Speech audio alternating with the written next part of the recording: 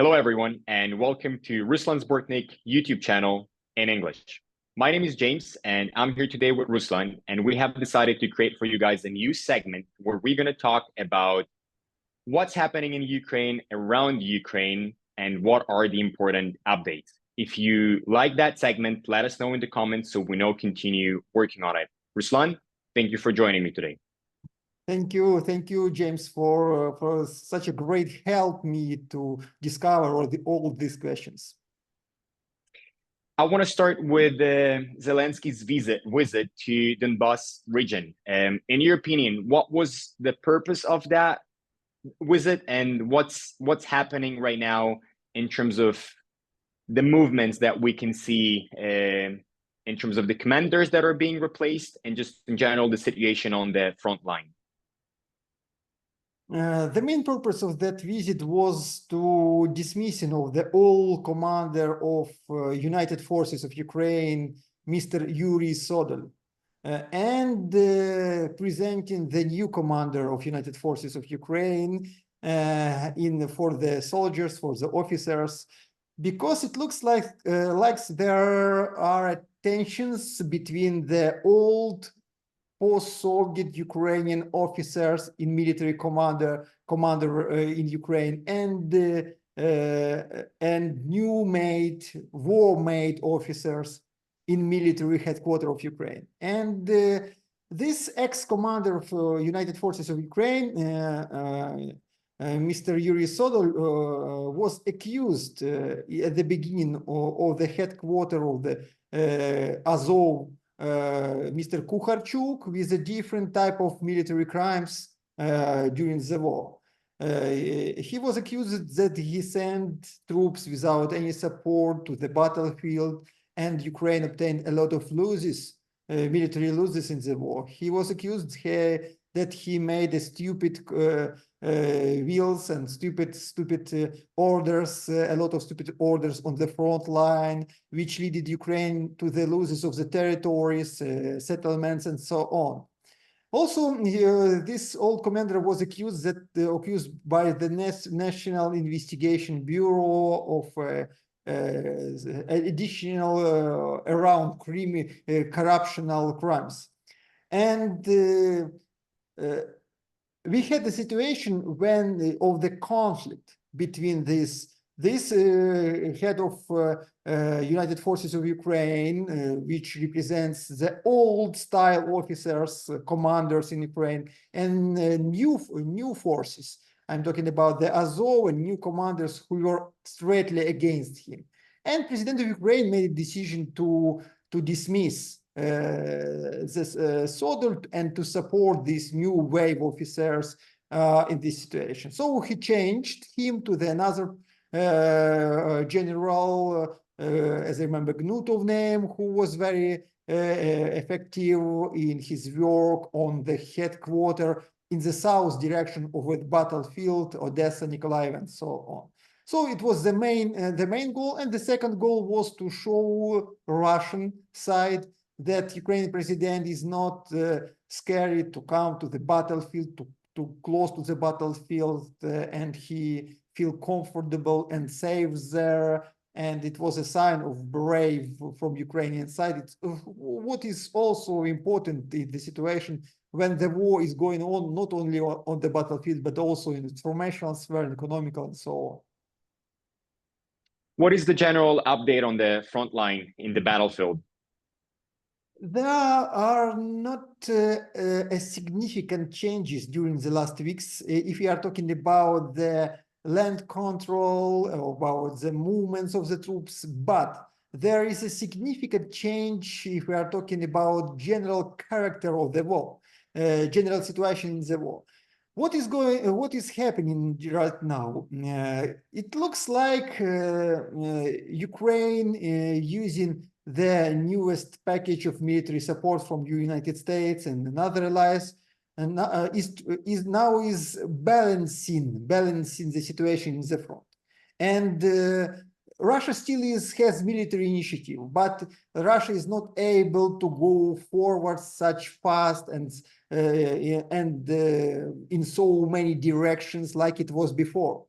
And in other directions, Ukrainian troops now is going on to local counteroffensive operation, like in Chasov Yar or in Kharkivska Oblast. So it looks like we are close to the new balance on the battlefield, and maybe even a stalemate in the battlefield in this situation. Of course, if Russia will not send to the battlefield nuclear reserves, which she has. She has two big groups of the army, fresh army, in opposite in Sumska Oblast of Ukraine and in opposite of Zaporizhzhia Oblast of Ukraine. So it looks like now it looks like Ukraine is taking back the military initiative, or maybe we are going to the new balance when no one has a straight military initiative, which was Russian during the last 6 months or even more. Why haven't Russia sent those reserves that you've mentioned earlier to the battlefield yet? Maybe Russia tried to save them to the most important political moment. And of course, I'm talking about the American presidential election. Maybe Russia is preparing new offensive operation to Ukraine in the peak or in the middle of American election campaign, starting from the September and in the beginning of November. Maybe Russia is thinking about the possible Ukrainian counteroffensive operation and trying to save these reserves and to avoid the situation which happened with Russian troops in the autumn of 2022 when Russia lost Kharkivska Oblast.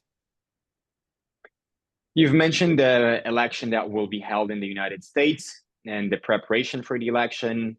Last night, we had the debate between the two candidates for the position of the President of the United States, Trump and Biden. They have briefly touched the situation in Ukraine, and they both had a very different message, how they view the future of that war or the potential ceasefire and peace negotiations. Trump have proposed his peaceful plan, and Ukraine have received that peaceful plan in a negative approach.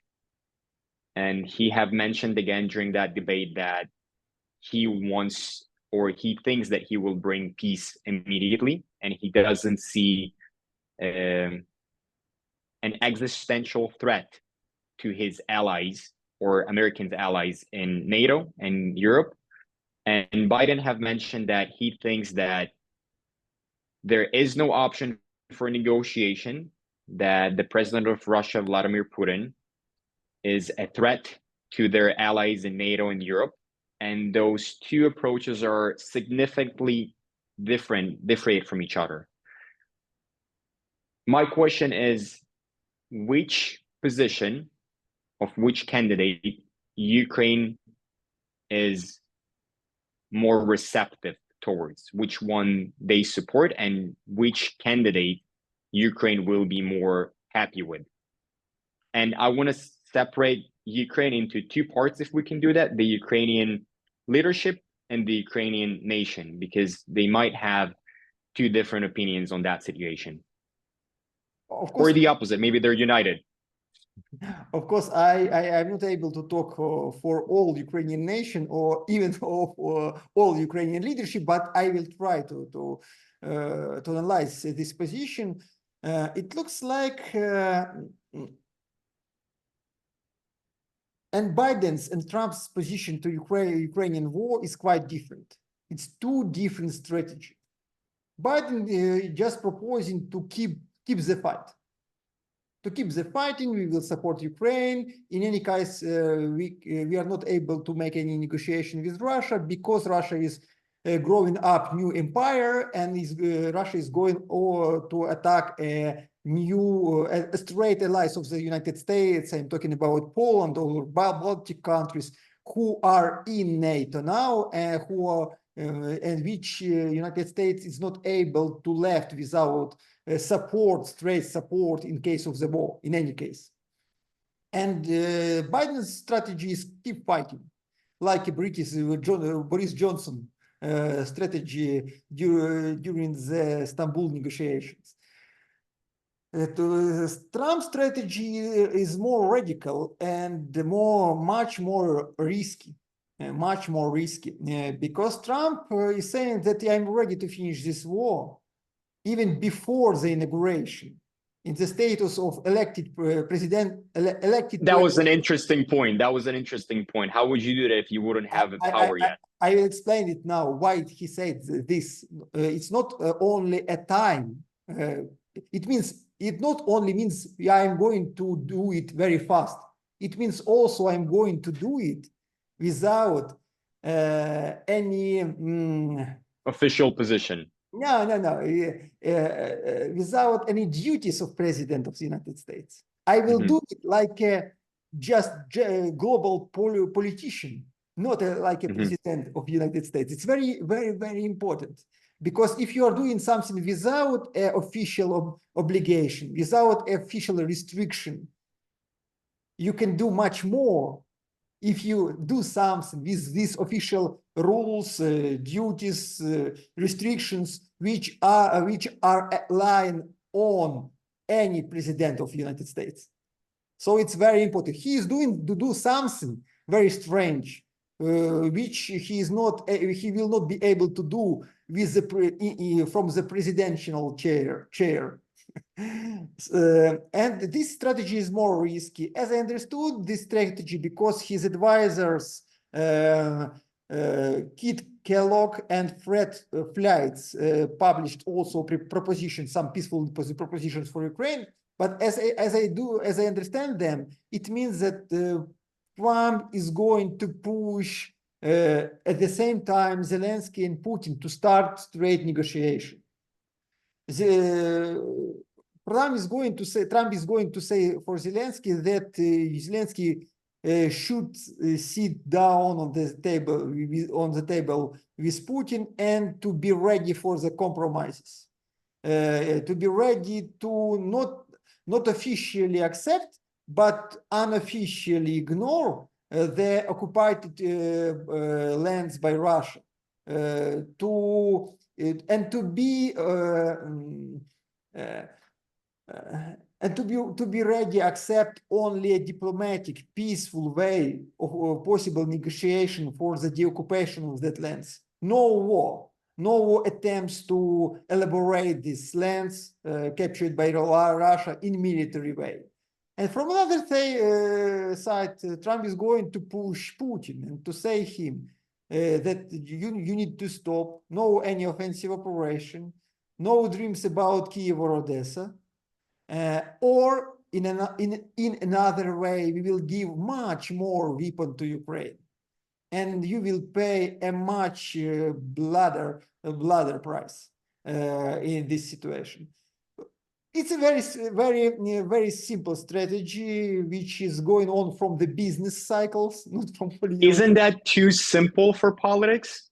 It's very simple, and it could be only an informational strategy. Let's talk about this honesty. It could be only a good play, informational, political play for personally Trump. It means that it's not very important for him personally. Will it be successful or not in this situation? But it doesn't impact him as Trump dialogue with the North Korean leader, which he claimed that it was very successful dialogue, but nothing changed in the ground. And to make this conference, it's a good idea, political, informational idea, but will it be successful? I think it doesn't matter, really doesn't matter deeply, Trump. And of course, the strategy of Trump, but it can be successful, but we don't. It's very risky strategy. It's very risky strategy, but even this strategy looks better for Ukrainian society, to be honest, because it's some exit strategy from the war. Of course, it's a risky strategy. There is a low possibility that this strategy will be fulfilled somewhere. But this is a very simple attempt to finish the war. Very understandable attempt to finish the war. Just keep fighting. This strategy is very tired for Ukrainian society, and the bigger part of Ukrainian society is not going to fight forever. Ukrainian society needs a strict terms, dates when it will be finished. But to be honest, in this situation, I'm also thinking that maybe if even Trump will be re-elected, because he was president of the United States 2016-2020, I will not be surprised if he will fulfill the strategy on Ukrainian-Russian war, which will be much closer to the Biden's nowadays position than to the Trump's nowadays position. Because Biden's strategy is more realistic, maybe. And even it's much worse for Ukraine and the Ukrainian people. And Trump's strategy is much better, but it's much risky and more unrealistic maybe in this situation. It looks from Ukrainian side of Ukrainian society. Talking about Ukrainian government, the leadership, of course, they are much closer to the Biden strategy. Keep fighting, no changes. Right, Ruslan, thank you for your comments today, and thank you guys for watching. And again, let us know in the comments if you like that concept so we know to continue working on it. Thanks. Thank you, friends, and don't forget to subscribe for this channel if you like our with James work. Thank you very much, James.